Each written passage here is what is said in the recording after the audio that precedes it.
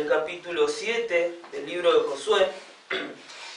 Estamos observando este pasaje donde nos habla acerca del pecado de Acán. Y es interesante, ¿no?, lo que estaba observando en estos días, que si bien el capítulo 7 trata acerca del pecado de Acán, acerca de las consecuencias y el impacto que tuvo el pecado de Acán, ¿no?, en el pueblo de Israel, en la congregación de Israel, es importante, ¿no?, y es interesante observar distintas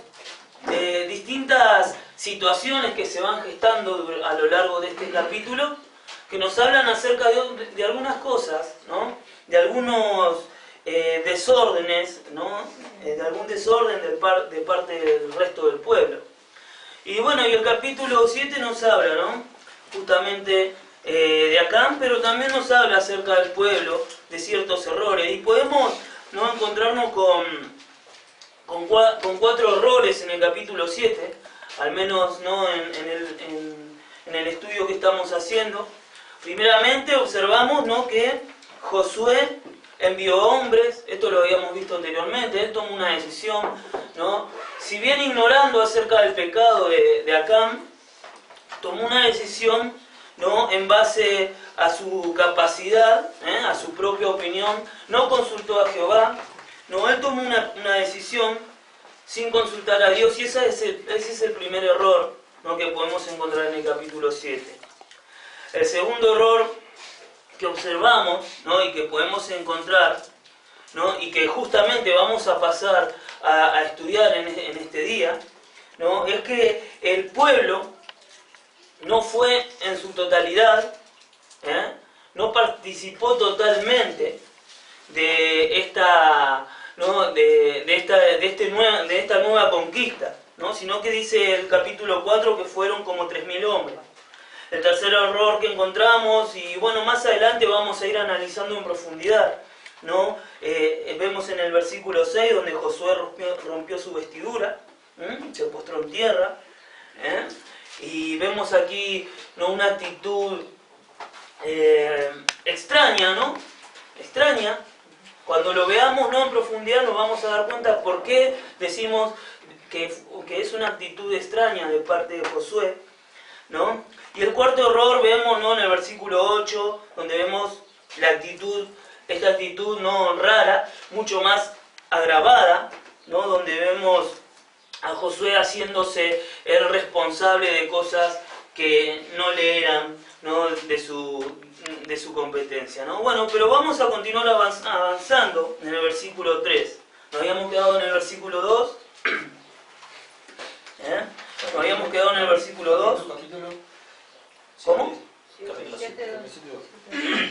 Nos habíamos llegado hasta el versículo 2, donde vemos, ¿no?, y habíamos observado las características virtuosas de Josué, a pesar de sus falencias, ¿no?, en cuanto a la decisión que él toma, como vemos ese mismo patrón repetido hoy en día en las iglesias, ¿no?, donde se toman determinaciones, decisiones, donde no todo se hace sin consultar a la palabra de Dios, no sin observar la voluntad de Dios en cuanto a diferentes actividades, ¿no?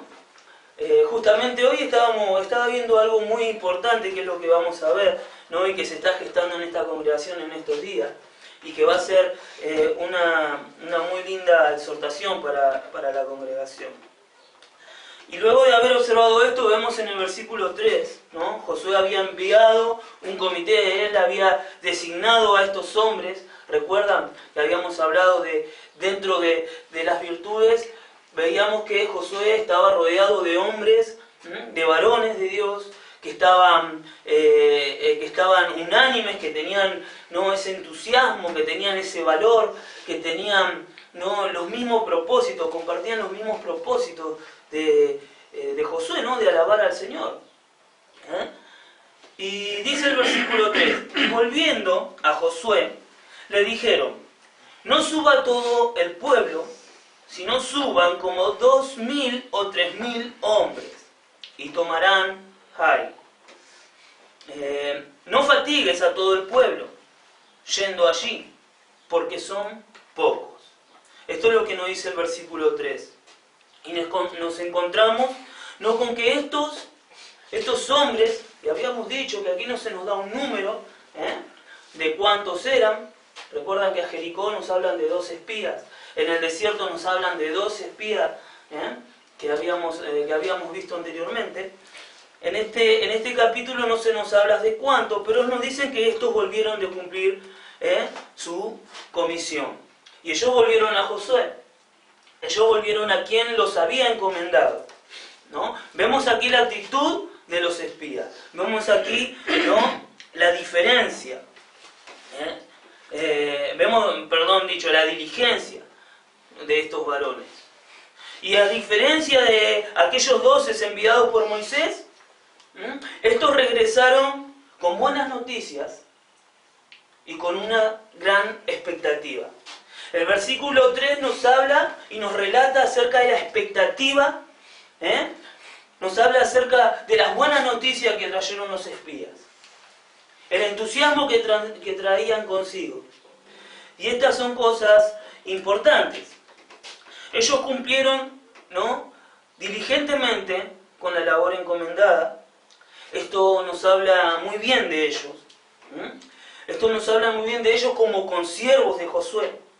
Pero no solamente en cuanto a su compromiso en la obra y en la voluntad de Dios, sino también en cuanto a su entusiasmo. Una cosa es importante dentro de la iglesia, dentro del ministerio: estar dispuestos. Esto es importante para el cuerpo, que estemos bien dispuestos. Pero si a esto se le suma entusiasmo, si a esto se le suma gozo, alegría, tiene mayor valor. Tiene mayor valor y es de bendición para el cuerpo.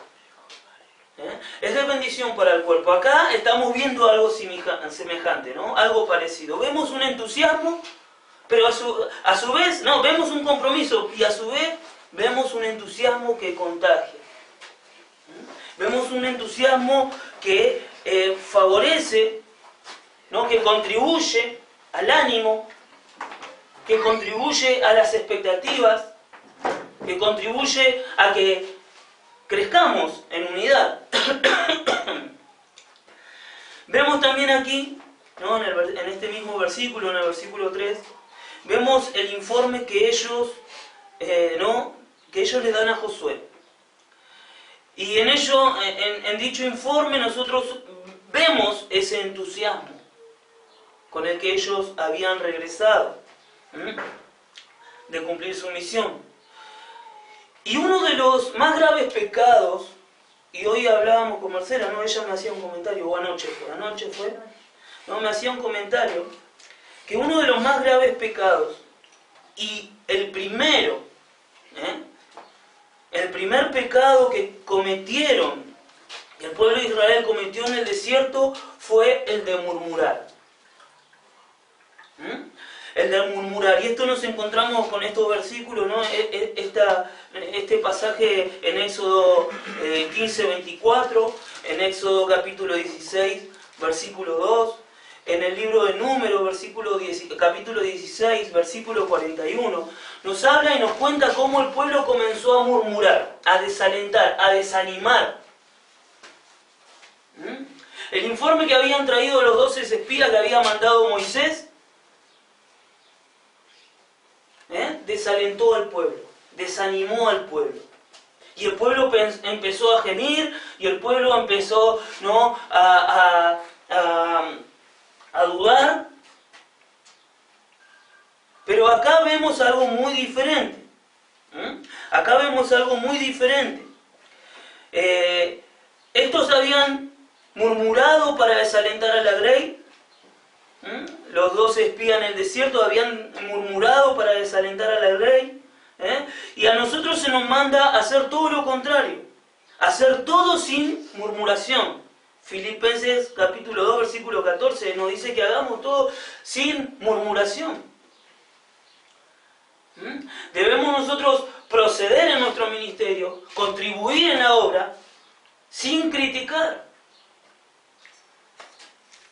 contribuyendo al buen ánimo y animándonos unos a otros. Primera de Tesalonicenses, capítulo 5, versículos 11, nos habla acerca y se nos exhorta a que nos animemos unos a otros. Qué importante es, ¿no? Qué importante es animarnos unos a otros. Una de las cosas que cierto hermano me aconsejaba en cuanto a mi ministerio es transmitir el entusiasmo, entusiasmar, ¿no? Hablar y contagiar el entusiasmo en cuanto al servicio. Sin darse cuenta, ¿no?, que es el mismo entusiasmo de mi hermano, me animaba a mí. Y qué glorioso es cuando la congregación está animada. Qué favorable y beneficioso es el buen ánimo en la congregación. Estos cumplían con este mandamiento, estos espías que mandó Josué cumplían con esta exhortación, trajeron buenas noticias y grandes expectativas. Lo que ellos comunicaron, ¿no?, a pesar de todo, a pesar del buen ánimo, a pesar, ¿no?, del entusiasmo y de las grandes expectativas y de la maravillosa noticia, porque era una noticia, ¿no?, bastante importante, el escuchar de que el enemigo era poco en número. Vemos nosotros que lo que ellos comunicaron fue su propio parecer. Estos espías comunicaron su propio parecer y la impresión que ellos habían obtenido en la gran victoria que el Señor le había dado en Jericó.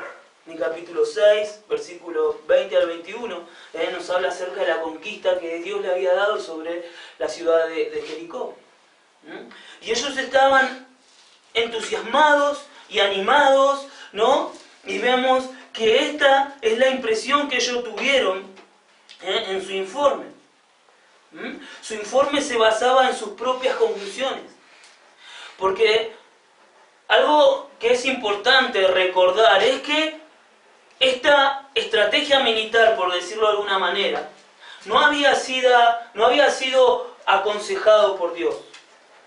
No había intervenido Dios, no había intervenido el Señor, su sabiduría, no había intervenido su palabra hasta el momento. Y vemos que todo lo que ellos, toda la información que ellos trajeron, procedía de sus propias conclusiones, de su propio parecer y de su propia impresión. En esto se halla un gran peligro. En apoyarse en nuestra propia opinión como los necios se halla un gran peligro.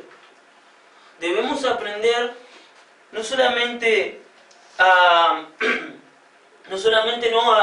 crecer como congregación, sino a vivir sin apoyarnos en nuestra propia opinión. En Proverbios se nos advierte, ¿no? Los Proverbios en el capítulo 3, versículo 7, se nos advierte acerca de estos peligros. En el capítulo 12, versículo 15, capítulo 16, versículo 2, capítulo 16, versículo 15, ¿no? Nos habla acerca del peligro que hay en apoyarnos en nuestra propia opinión. Dice que para el necio todos sus caminos son correctos, pero el Señor es quien pesa los corazones. Para el hombre todos sus caminos son buenos, pero no saben que conducen a la muerte. Qué peligroso es apoyarnos en nuestra propia opinión. Decíamos que en esto se halla un gran peligro. Y así ellos intentaban hacer prosperar y crecer la obra de Dios, como hoy muchos en las iglesias. De esta manera ellos intentan crecer espiritualmente, expandirse en el mundo, apoyándose en su propia opinión. Muchas iglesias cristianas han caído en esto. Y esta es una exhortación, ¿no?, a esta congregación y a todas aquellas que nos están escuchando, a que no procedamos según nuestra propia opinión. Que aprendamos a consultar a la palabra de Dios. Que aprendamos a observar y a discernir la voluntad de Dios en cada paso que damos como congregación. Vemos que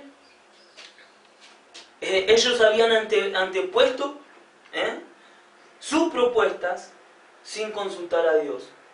Los espías que había mandado Josué antepusieron su propuesta antes de consultar a Dios. ¿Qué es lo que ellos habían propuesto? En el capítulo 3 nos dice que ellos volvieron a Josué y le dijeron que no suba todo el pueblo, sino suban como 2.000 o 3.000 hombres. Esta era la propuesta que trajeron los espías. Esta era la propuesta que trajeron los espías. El cálculo que ellos hicieron. 2.000 o 3.000 hombres nomás. La conclusión que ellos hicieron, que tomarán la ciudad. La doble censura que hicieron en su informe, ¿no? No suba todo el pueblo, no fatigues a todo el pueblo. Y la razón por la cual, ¿no?, hicieron lo que hicieron fue porque a ellos les parecieron que el enemigo era poco. Ellos se apoyaron en su propia opinión, en su propio parecer. Todo esto fue hecho no con maldad. Esto es algo que debemos rescatar. Ellos no tenían una mala motivación por la cual trajeron ese informe. No había una mala motivación, un mal propósito. Exceso de confianza. No había un mal propósito en el informe que ellos le dieron a Josué. Pero sí había una sobrevaloración de sí mismos. Se sobrevaloraron a sí mismos. Ellos estaban, ¿no?, con un exceso de confianza. Estaban con un exceso de confianza. Y que no es algo extraño a nuestra naturaleza caída. Esta condición, esta tendencia, no es nada extraño a nuestra naturaleza caída. Por eso nosotros podemos observar que no había en ellos una mala intención. En el informe, ¿no?, en el testimonio que ellos dan acerca de lo que habían visto, no hay engaño, ¿no?, ni maldad. Pero sí, pero la maldad y el error, a pesar de que la maldad y el error no se hallaban en el propósito del informe, sí se hallan en el corazón de los hombres. En Jeremías capítulo 17, versículo 9 nos habla acerca de que nuestro corazón, el corazón del hombre, es más perverso y engañoso que todas las cosas. Por eso hablamos del gran peligro que hay en apoyarse en nuestra propia opinión. En tomar decisiones precipitadas, sin consultar la sabiduría de Dios, sin buscar el consejo de Dios. Vemos también, y nos encontramos, que la previsión solo es del Señor. El único que puede dar, ¿no?, y contar, el único que puede, ¿no?, censurar, es el Señor. Debemos hallar en su palabra el consejo, ¿no?, y el proceder. En su palabra nosotros debemos hallar, debemos encontrar la guía, el camino. Es por eso que nuestro Señor Jesucristo dijo, ¿no?, yo soy el camino. Es importante que nosotros no tracemos nuestro sendero, tracemos nuestro camino a través de Jesucristo. No podemos nosotros confiarnos en nosotros mismos. Decíamos que, ¿no?, en Santiago capítulo 4, versículo 13, nos dice algo importante, ¿no?, y que podemos concordar con lo que estamos diciendo. Santiago capítulo 4, versículo 13 y 14. Dice, por cuanto, dice, vamos ahora, versículo 13, vamos ahora, los que decís, hoy y mañana iremos a tal ciudad y estaremos allá un año y traficaremos y ganaremos, cuando no sabéis lo que será mañana. Porque, ¿qué es vuestra vida? Ciertamente es neblina que se aparece por un poco de tiempo y luego se desvanece. En lugar de lo cual debería decir, si el Señor quiere, viviremos y haremos esto o aquello. Acá nos vemos, ¿no?, este proceder. ¿No? Si bien el capítulo 7 nos habla acerca del pecado de Acán y nos habla acerca de lo que esto, ¿no?, produjo dentro del pueblo, empezamos cuando estudiamos más con detenimiento el capítulo 7, nos encontramos con ciertos patrones, ¿no?, y ciertas cuestiones desordenadas dentro del pueblo. Y en esto tenemos que entender que el pueblo está compuesto, como así mismo está compuesta la iglesia, de hombres falibles, ¿no?, que poseen una naturaleza de pecado, que hay una naturaleza de error en nosotros. Y es por eso que la exhortación, ¿no?, es contundente a sujetarnos, a asirnos de la palabra de Dios, para no caer en el error, para no confundir, ¿no?, para no confundir nuestras perspectivas ni desviar nuestros pasos. Debemos nosotros aprender, ¿no?, a conducirnos según los propósitos y el consejo del Señor. También podemos encontrarnos que el conocimiento y los pensamientos de Dios son mayores que los nuestros. Isaías capítulo 55, versículos 8 y 9 nos habla, y el Señor nos dice a nosotros, de que sus pensamientos no son como los nuestros.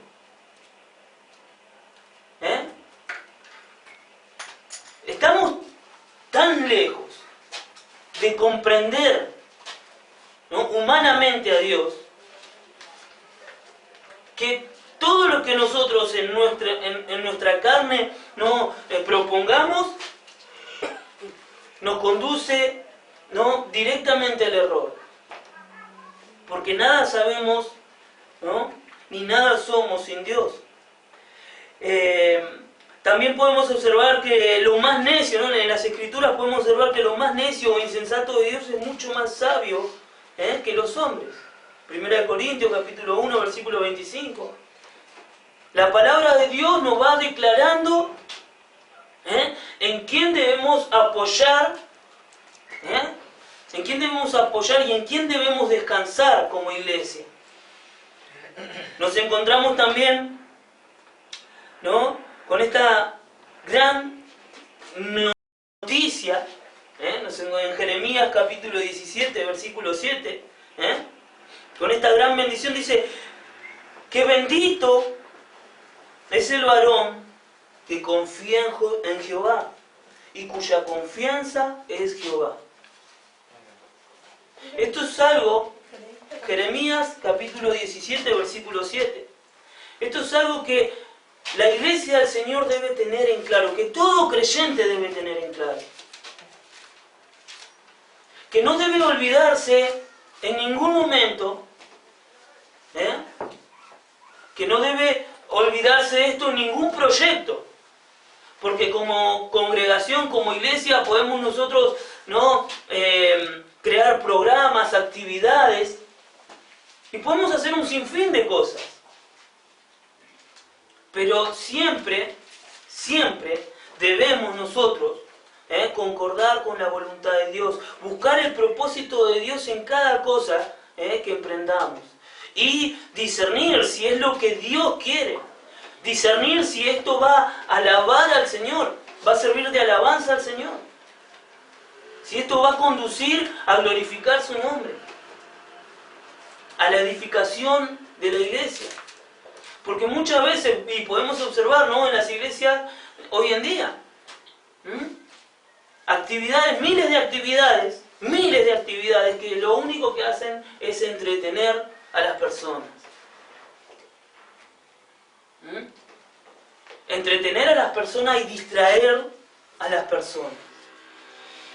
Cuando todo lo que debemos hacer tiene que ser para la gloria y la alabanza del Señor. El Señor nos ha enviado, nos ha comisionado a predicar el Evangelio, a hablar del Evangelio. Y es el ministerio, el único ministerio que tiene la iglesia. Debemos ministrar y administrar bien, como dice Pablo, como buenos administradores. Debemos ser buenos administradores de la multiforme gracia de Dios. Y esa debe ser nuestra responsabilidad y esa debe ser nuestra ocupación, ¿no?, como iglesia y como creyentes. Y decíamos que el versículo 3 nos dice, ¿no?, en la censura que ellos hacen de que no suba todo el pueblo, no fatigues todo el pueblo, y que vamos a continuar con el versículo 4, que nos habla un poco más profundamente acerca de otro gran, ¿no?, error. Dice el versículo 4 que subieron allá, dice, y subieron allá del pueblo como 3.000 hombres, los cuales huyeron delante de los de Ai. Lo primero que se observa en este versículo es la falta de compromiso y participación completa del pueblo para conquistar el territorio. Y esto es algo que siempre lo hemos hablado.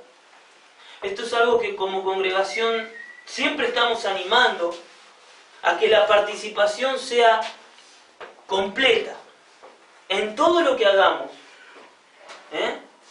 Toda la congregación tiene que estar comprometida.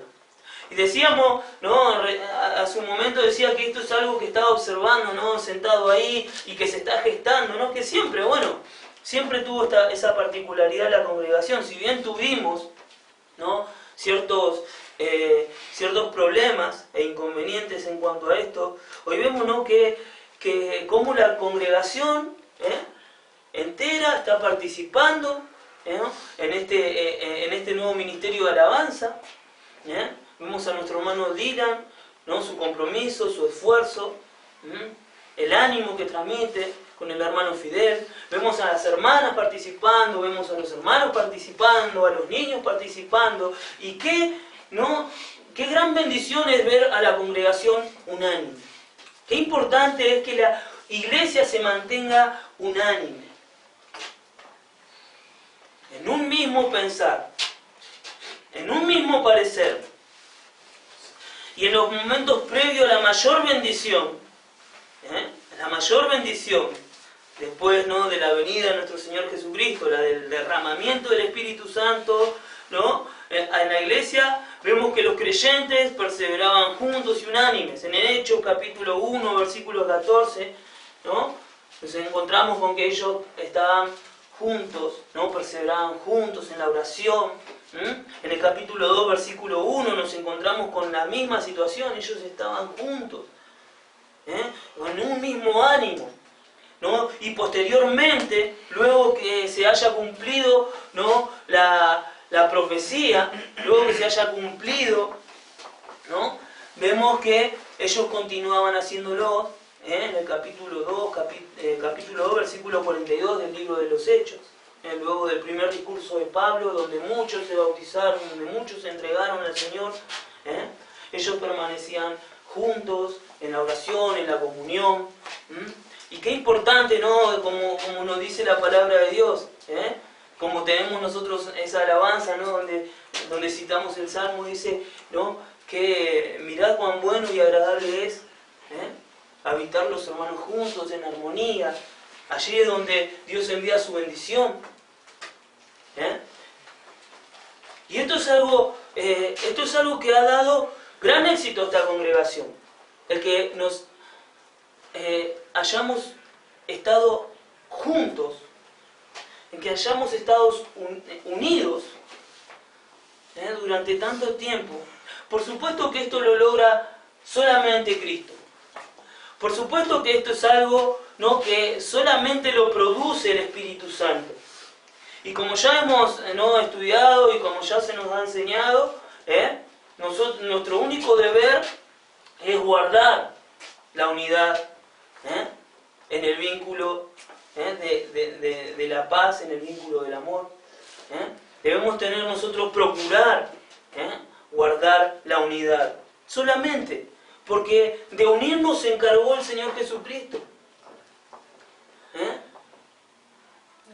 Y esto se puede percibir cuando las hermanas se reúnen y se ponen de acuerdo, a pesar de los desacuerdos y a pesar de las diferentes opiniones, a pesar de los diferentes caracteres, a pesar de las diferentes ideas y pensamientos que hay en esta congregación, como la hay en toda congregación, en toda iglesia. El Señor nos mantiene, ¿no?, unidos. Y esto es importante para, ¿no?, alcanzar los objetivos que tenemos como iglesia. Esto es beneficioso para el crecimiento espiritual. Pero dice que ellos subieron del pueblo 3.000 hombres. Como 3.000 hombres nomás. Vemos la importancia y podemos observar la importancia que hay de que la iglesia esté comprometida al 100%.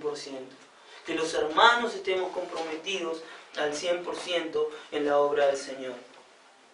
Decía, dice el versículo 4, que a pesar de que subieron, ¿no?, 3.000 hombres, dice que estos huyeron delante de los del pueblo de Jai.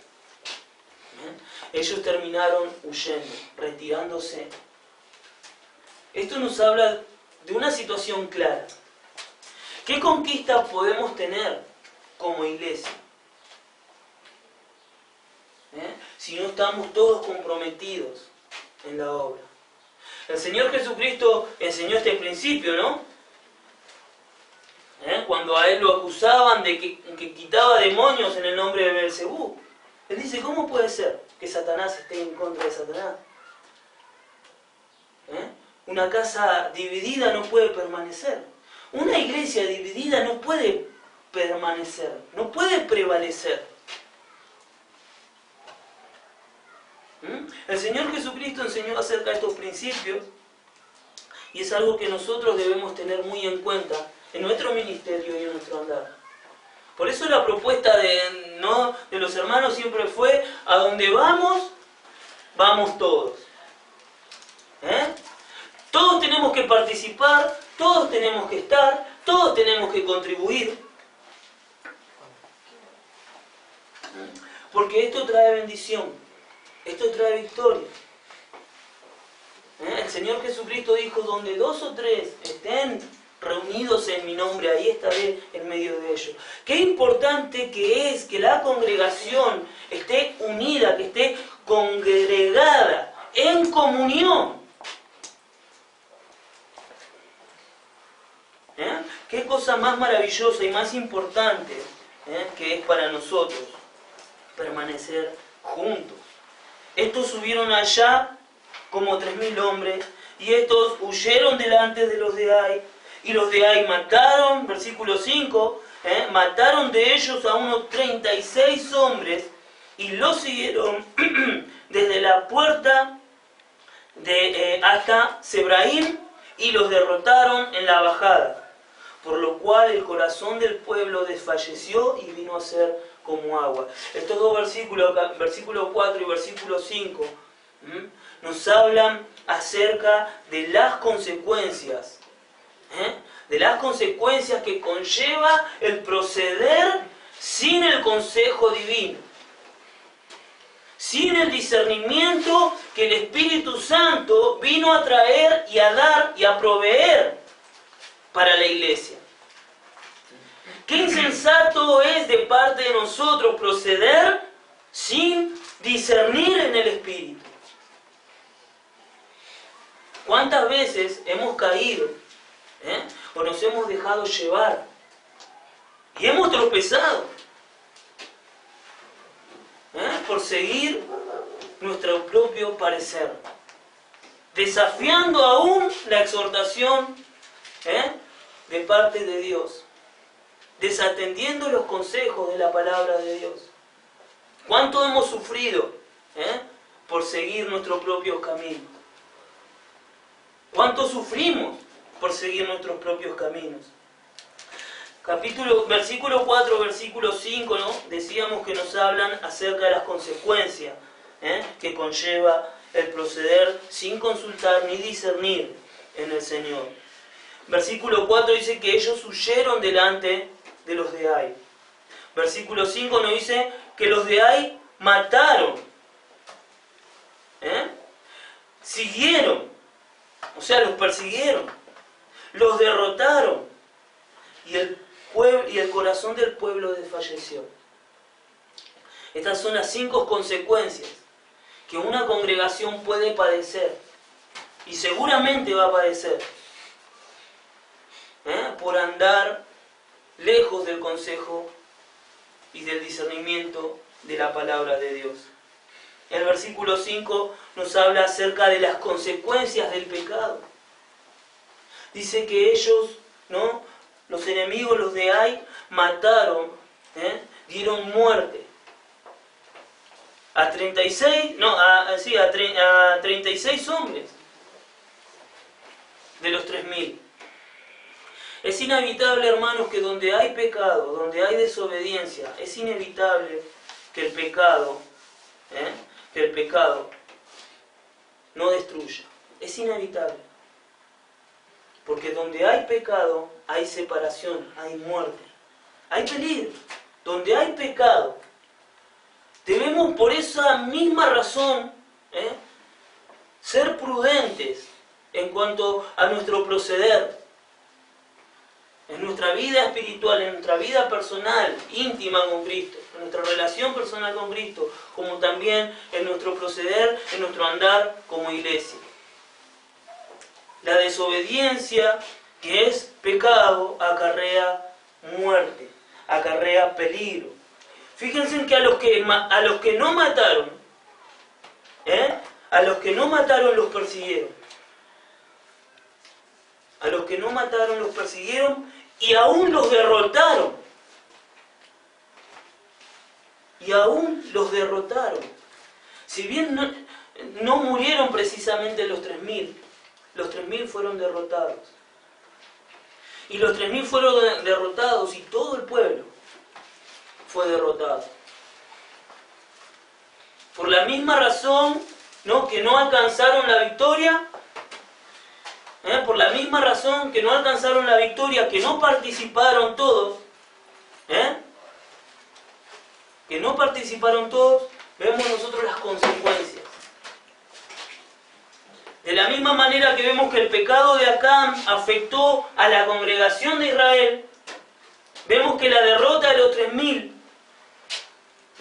hizo desfallecer el corazón del pueblo. Vemos nosotros la gran infección, ¿no?, que el pecado produce en este capítulo 7 de Josué. La gran infección, la gangrena que carcome, que se extiende a través del cuerpo.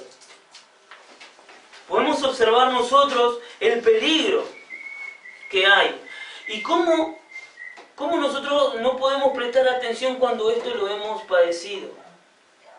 Éramos una congregación con un poco más de miembros que no estaban del todo comprometidos con la obra. No estaban del todo comprometidos con Cristo. Y esto mutiló al cuerpo. Esto produjo un dolor, produjo una pérdida. Es por eso que es importantísimo, hermanos, que cada uno de nosotros estemos comprometidos con nuestro prójimo, con nuestros hermanos, sirviendo, atendiendo, observando, ayudando, edificando, animándonos unos a otros. Porque es importante que andemos juntos como iglesia, que andemos juntos como el pueblo de Dios. Estos fueron perseguidos.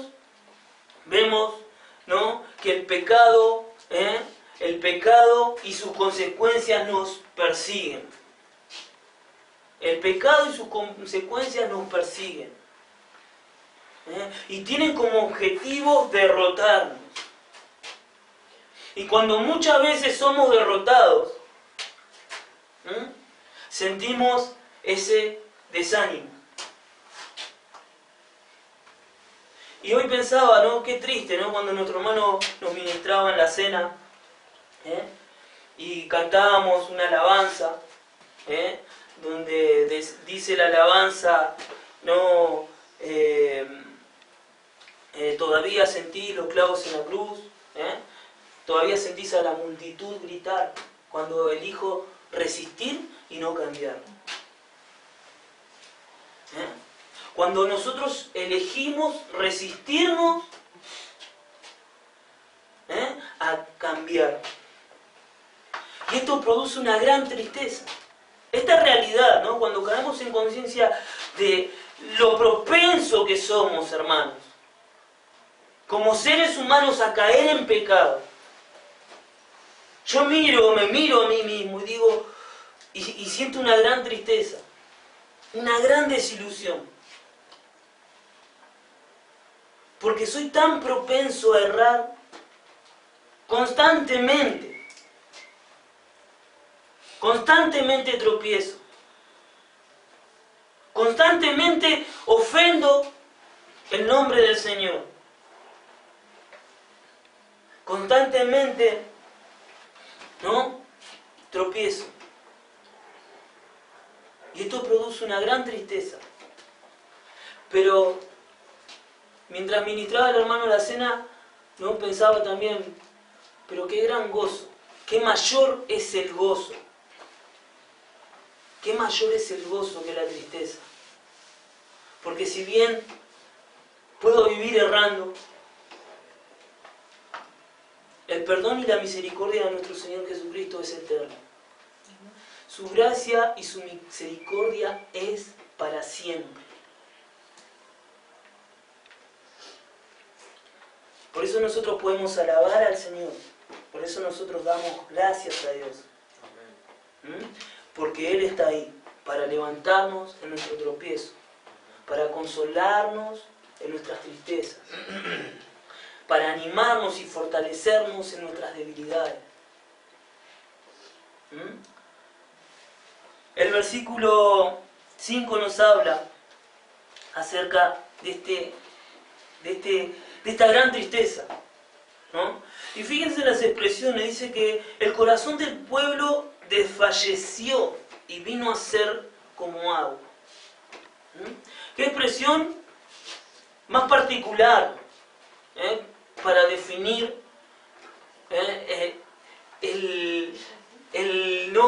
ese sentimiento que invade a todo aquel vencido? De desesperación, desolación, de angustia. ¿Qué expresiones no más específicas? No tan, dice que el corazón de ellos vino a ser como agua. Esto es lo que el pecado produce. Esto es lo que el pecado conlleva. Desánimo, desaliento, tristeza, desesperación. Pero decíamos, hermanos, y vuelvo a citar Jeremías capítulo 17, versículo 7. Y bendito el varón que confía en Jehová y cuya confianza es Jehová. En este día nosotros debemos conservar ese pasaje en nuestro corazón, en nuestra mente, porque es justamente este pasaje de la Escritura, este pequeño versículo que nos encontramos en Jeremías, que levanta las expectativas del creyente. Sabiendo de que somos tan propensos a pecar. Y decíamos que dentro del libro de Josué, ¿no? En el versículo 6, Jericó, la ciudad de Jericó representa, es la que representa al mundo. Vemos 3 frentes de batallas en el capítulo 6, capítulo 7 y capítulo 9. 3 enemigos a los cuales se tuvo que enfrentar el pueblo de Israel. Primeramente Jericó, el mundo. Una ciudad fortalecida, ¿no? De muros grandes, con una muy buena guarnición. Y vemos en el versículo 7 el pueblo de Ai, que representa la carne, uno de los mayores enemigos. Y en el capítulo 9 nos encontramos con otros enemigos, con los gabaonitas, que representan a Satanás. Y más adelante lo podemos ir estudiando, que nos habla acerca del engaño y la astucia con el que los gabaonitas procedieron. Aquí, en el capítulo 7, nos encontramos de qué manera, ¿no? De qué manera el pueblo de Ai, que representa la carne, procedió contra el pueblo del Señor. ¿De qué manera lo hizo? Cuando subestimamos al enemigo. Subestimamos al enemigo. Cuando no nos queremos desprender de aquello que el Señor ha declarado anatema. Cuando nos aferramos a nuestro propio parecer. Cuando nos aferramos a lo que somos. Cuando no nos queremos desprender de nuestros logros, de nuestras virtudes, de nuestras capacidades. Cuando no queremos reconocer de que necesitamos de Dios. Es por eso que el capítulo 7 representa, ¿no?, en el pueblo de Ai a la carne. No acudimos a Dios para vencer al enemigo. Al contrario, lo queremos conservar. Queremos conservar aquello que el Señor ha dicho, ¿no?, y nos ha demandado a que nos desprendamos. El versículo 6, decíamos que nos encontrábamos con el tercer error que el pueblo cometía, ¿no? Y vemos a Josué en una actitud, ¿no? Y nos dice el versículo 6, entonces Josué rompió sus vestidos y se postró en tierra sobre su rostro delante del arca de Jehová hasta caer la tarde, y él y los ancianos de Israel, y echaron polvo sobre sus cabezas. Acá vemos una actitud, y decíamos una actitud rara, porque, ¿no?, luego cuando vayamos complementándola, ¿no?, con los siguientes versículos nos vamos a ir dando cuenta de por qué, ¿no?, como le decía, lo podemos llamar raro. Él rompió sus vestidos y se postró en tierra, ¿no? Se echaron polvo sobre su cabeza. Esto era una clara señal de humillación. Esto era una clara, o tendría mejor dicho que ser una clara actitud de humillación delante de Dios. Cuando rasgamos nuestra vestidura, nosotros estamos despojándonos de nuestras prendas. Nos despojamos de lo que somos. Nos postramos en reverencia y en adoración a Dios, con el rostro en tierra. Ni siquiera podemos contemplar su rostro, por la vergüenza que hay en nosotros a causa del pecado. Cuando tiramos rostro sobre nuestras cabezas, gracias hermano, cuando ellos tiran tierra sobre su cabeza, se desprecian a sí mismos delante de Dios. Esto sería un acto de humillación. Pero vemos más adelante en el versículo 7, dice que Josué dijo: ah, Señor Jehová, ¿por qué hiciste pasar a este pueblo el Jordán para entregarnos en las manos de los amorreos, para que nos destruyan? Ojalá nos hubiéramos quedado al otro lado del Jordán. Acá vemos las razones, el pensamiento, ¿no? En el cual vemos una actitud extraña en Josué. ¿Cómo se le puede acreditar al Señor un despropósito? ¿Cómo se le puede acreditar al Señor, ¿no?, lo que Josué le acredita? Fíjense que él le dice y culpa al Señor. No le pregunta, está en signos, ¿no? Dice, él le consulta, ¿no? ¿Por qué hiciste pasar a este pueblo del Jordán para entregarnos en manos de los amorreos para que nos destruyan? Él le hace una pregunta asumiendo que el Señor tiene una explicación, ¿no? Asumiendo que el Señor tiene una explicación en cuanto a su responsabilidad. Lo primero que debemos aprender, ¿no?, en este tipo de situaciones en nuestra vida espiritual, tanto como en nuestra vida, ¿no?, y nuestro andar congregacional, es que cuando las cosas van mal, considerarnos a nosotros mismos. Considerarnos a nosotros. Sus promesas. Si Él le dijo al pueblo que le iba a entregar esas tierras, no cabía lugar a duda de que el Señor iba a cumplir con esa promesa. No cabe la duda. No puede caber la duda en nosotros como congregación, cuando el propósito de Dios es que seamos edificados, que seamos de bendición al mundo, que vayamos al mundo, que prediquemos el Evangelio. Él es fiel. Él es fiel. Siempre debemos cuestionarnos a nosotros. Primeramente no tenemos, lógicamente debemos cuestionarnos a nosotros. Porque siempre somos nosotros los que fallamos. ¿No? Hay un pasaje que lo leyó el hermano Iván y yo creo que lo anoté, pero no me acuerdo dónde está. Si no me equivoco está el número, ¿no? Creo que en capítulo 11, donde el Señor dice: yo no soy hombre para mentir. Yo no soy hombre. Él no es un ser humano que se puede equivocar o que puede mentirnos. Él es fiel. Él es santo.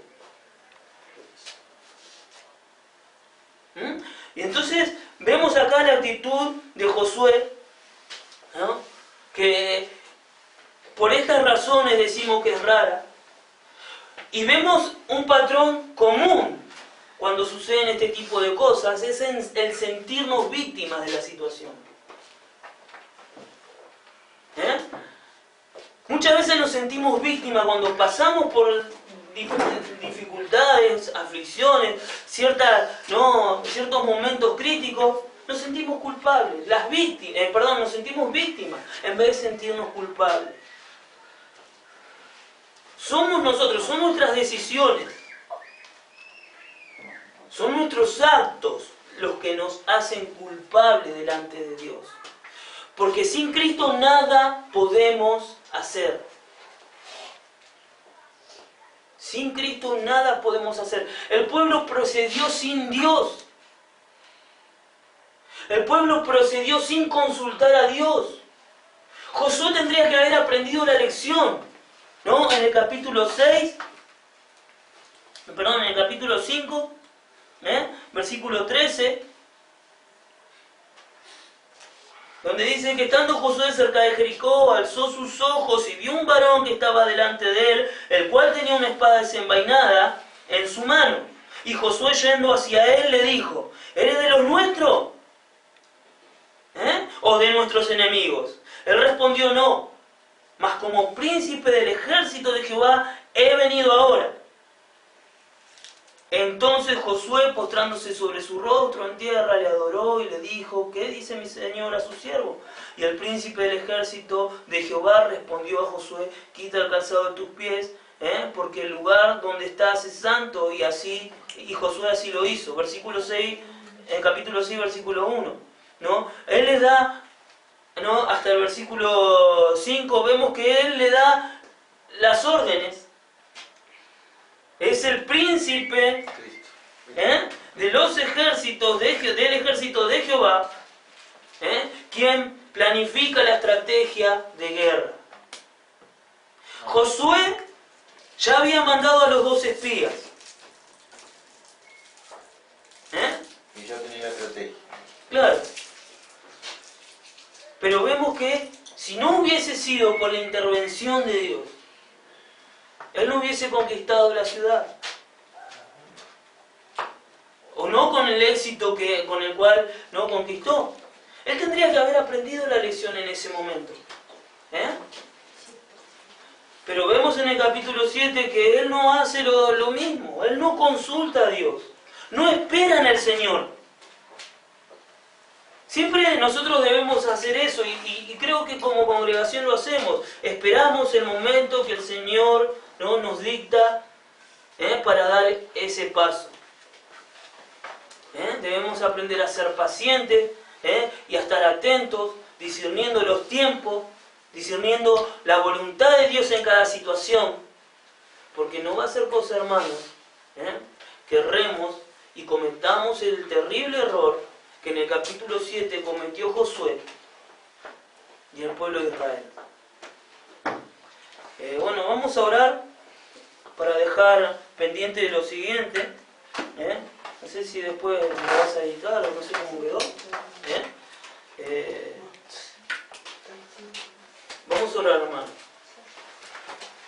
Señor bendito que estás en los cielos, Padre, en esta mañana hemos oído tu palabra y te rogamos, Padre, de que tú corrijas nuestros pensamientos, de que tú, Señor, estés proveyendo constantemente a esta congregación y a cada uno de nosotros discernimiento, sabiduría, conocimiento de tu palabra, que nos aumentes la fe para dar esos pasos, Señor, que el hombre en su propia fuerza, en su propia capacidad y en su propia opinión y parecer no puede dar, Señor, porque solo tú puedes proveer, Señor, esa visión espiritual, ese discernimiento en el cual quieres que tu iglesia viva, Señor, en el cual quieres que tu iglesia ande. Tu palabra dice que como el viento nadie sabe dónde va ni de dónde viene, así hemos de ser, Señor, los que son guiados por tu Espíritu Santo. Y nosotros debemos aprender, Señor, a dejarnos llevar por el poder de tu Espíritu, Señor. Gracias te damos porque tú nos has conservado hasta el día de hoy, durante tanto tiempo, Señor. Tú nos has llevado, Padre, a los lugares que tú has querido. Porque muchos de nosotros teníamos otro parecer, otras ideas, Señor, en cuanto a lo que vivíamos. Pero tú te has complacido, Señor, en glorificar tu nombre a través de todo esto y traernos al lugar en el cual, Señor, nos has puesto. Por eso agradecemos, Señor, y te alabamos. Porque en ningún momento, Señor, nos has dejado. En ningún momento, Señor, has permitido que nuestra propia opinión prevalezca por sobre tu voluntad. Tú nos has corregido y nos has disciplinado durante todo este tiempo. Y te rogamos que lo sigas haciendo, Señor, para que tu nombre sea grande en nosotros, para que tu nombre sea alabado, Señor. Gracias te damos por todo esto. Bendícenos al regreso a nuestros hogares. En el nombre de Jesús te agradecemos, Señor. Amén.